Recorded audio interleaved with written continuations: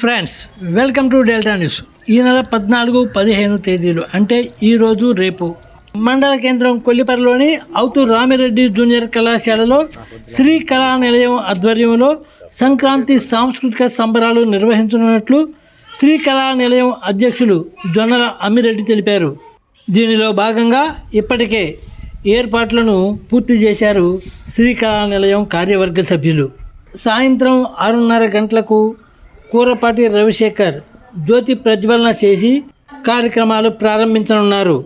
అనంతరం డాక్టర్ వినీలారావు శిష్య బృందంచే నృత్య ప్రదర్శన జరగనున్నట్లు చెప్పారు. ఈ కార్యక్రమానికి గుదిబండి చిన్న వెంకటరెడ్డి సహకారం అందించనున్నారు.